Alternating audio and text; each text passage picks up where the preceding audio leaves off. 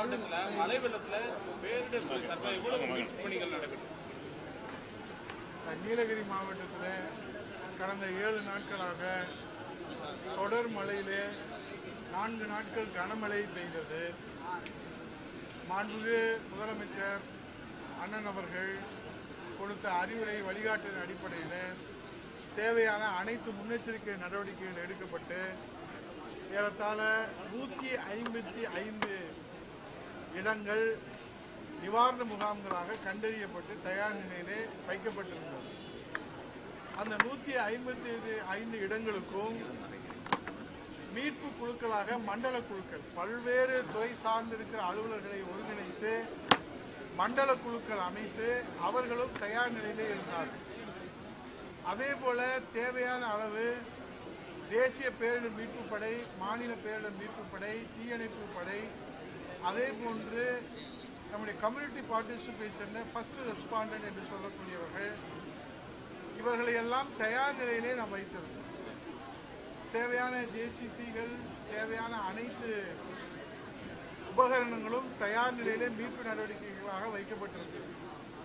நேற்று தினம் எதிர்க்கட்சி தலைவர் அவர்கள் நீலகிரியிலே சென்று பார்வையிட்டு அவர் சொல்லுகிற போது அரசு என்ன முன்னெச்சரிக்கை நடவடிக்கைகள் எடுத்தது என்று கேட்டார்கள்.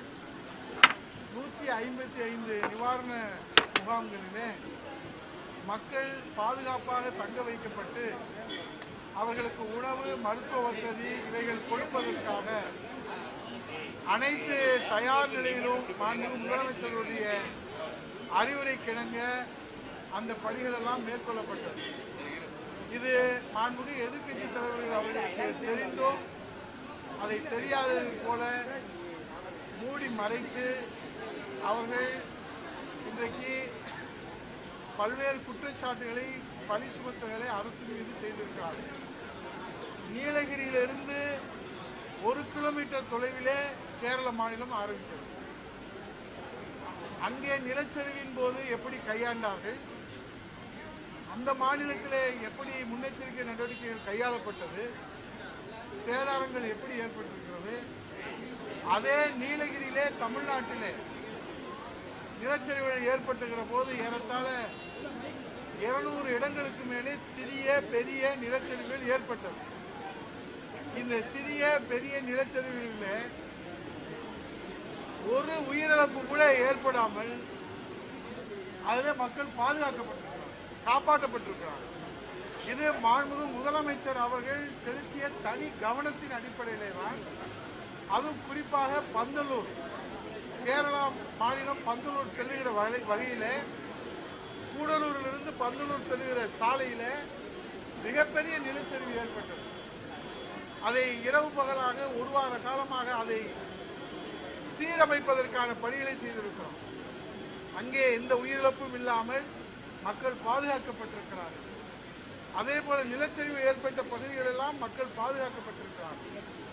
முன்னெச்சரிக்கை நடவடிக்கைகளிலே கவனக்குறைவாக இருந்து நாங்கள் ஏற்கனவே நீர் செல்லுகிற நீரோட்டம் இருக்கிற பகுதிகளிலே மக்கள் செல்லக்கூடாது, அந்த பகுதியிலிருந்து நாம் விலகி இருக்க வேண்டும் என்று முன்னெச்சரிக்கை நடவடிக்கையாக சொல்லியிருந்தோம். கவனக்குறைவாக பாலத்தின் மீது தண்ணீர் செல்கிற போது சென்றவர்கள் அதிலே உயிரிழந்திருக்கிறார்கள். அதே போல பாதுகாப்பு இல்லாத வீடுகளிலே இருக்க வேண்டாம், நிவாரண முகாமுக்கு வந்து விடுங்கள் என்று முன்னெச்சரிக்கை நடவடிக்கையாக எடுத்து சொல்லப்பட்டது. அதை கவனக்குறைவாக இருந்த ஒரு வீடு சுவர் இடிந்து ஒருவர் இழந்திருக்கிறார்கள். அவை அப்படி இறந்தவர்களுக்கு நிவாரணமாக பேரிடர் நிவாரணத்திலிருந்து 4 லட்சம் ரூபாய் தான். ஆனால் யாருமே கோரிக்கை வைக்காமல் தாய் உள்ளத்தோடு மாண்புமிகு முதலமைச்சர் அவர்கள் 10 லட்சம் ரூபாய் உயிரிழப்பிற்காக பேரிடர் நிவாரணத்திலிருந்து 4 லட்சம் என்று சொன்னாலும் மாண்புமிகு முதலமைச்சர் அவருடைய கருணை உள்ளத்தை எடுத்துக்காட்டுகிற வகையிலே 10 லட்சம் ரூபாய் குடும்ப நல நிதி உதவியாக வழங்கியிருக்கிறார்கள். உயிரிழப்பு அது உடனடியாக பாதிக்கப்பட்ட மக்களுக்கு கொடுக்கப்பட்டிருக்கிறது. கால்நடை இழப்புக்கு, வீடு சேதத்திற்கு, பயிர் சேதத்திற்கு, கோழிகள் இழப்பிற்கு என்று அனைத்திற்குமே நிவாரணம் வழங்குவதற்கு மாண்புமிகு முதலமைச்சர் அவர்கள் உத்தரவிட்டு இதில் எந்த அரசியலும் செய்யாமல் மனிதநேய பார்வை, மனிதநேய பண்பு வெளிப்படுகின்ற வகையிலே, கருணையை வெளிப்படுத்துகின்ற வகையிலே அரசின் கடமை ஆற்றுவது ஒரு வகையில் இருந்தாலும் மனித நேயத்தினுடைய அடையாளமாக மாண்பு முதலமைச்சர் அவர்கள் பாதிக்கப்பட்ட மக்களுக்கு நிவாரண நிதியாக அவர்களுக்கு இன்றைக்கு கொடுத்திருக்கிறார்கள். 3 வேளை அந்த நிவாரண முகாமிலே உணவும் மருத்துவ வசதியும் குடிநீர் வசதியும் செய்து தர வேண்டும் என்று எங்களை தொடர்ந்து மாண்பு முதலமைச்சர் அவர்கள் அறிவுறுத்தி அறிவுரைகள் கொடுத்து மாவட்ட ஆட்சித்தலைவர் தலைமையிலே அதே போல CRA commissioner of revenue administration monitoring officer Kamble IAS Jeganathan IAS அவர்களெல்லாம் சுற்றி சுழன்று அந்த பகுதியில் இரவு பகலாக பணியாற்றுகிறார்கள். மாண்பு முதலமைச்சருடைய உத்தரவுக்கிணங்க நானே நேரிலே சென்று பாதிக்கப்பட்ட அனைத்து பகுதியிலும் நேரிலே பார்த்து மாண்பு முதலமைச்சருடைய மேலான கவனத்துக்கு எடுத்து சென்று அனைத்து நிவாரணப் பணிகளும் இன்றைக்கு போர்க்கால அடிப்படையில் நடைபெற்று வருகிறது. ஆகவே முன்னெச்சரிக்கை நடவடிக்கை எடுக்கவில்லை, அரசு செயல்படவில்லை என்று எப்போதும் பாடுகிற பல்லவியை இப்போதும் பாடியிருக்கிறார் மாண்புமிகு எதிர்க்கட்சி தலைவர். எப்போதும் சொல்லுகிற குற்றச்சாட்டு இப்போதும் சொல்லியிருக்கிறார்.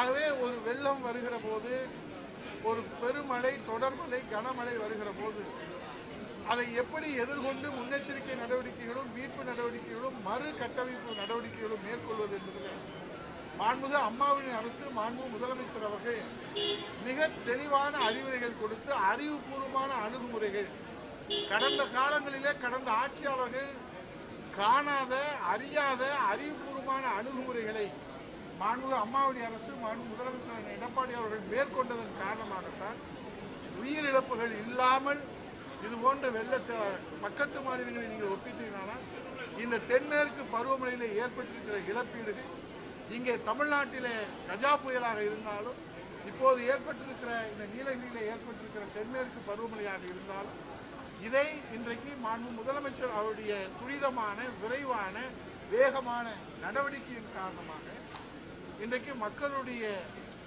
உயிர் பாதுகாக்கப்பட்டு உடைமைகள் பாதுகாக்கப்பட்டு அவர்கள் இன்றைக்கு பாதுகாப்பாக இருக்கிறார்கள்.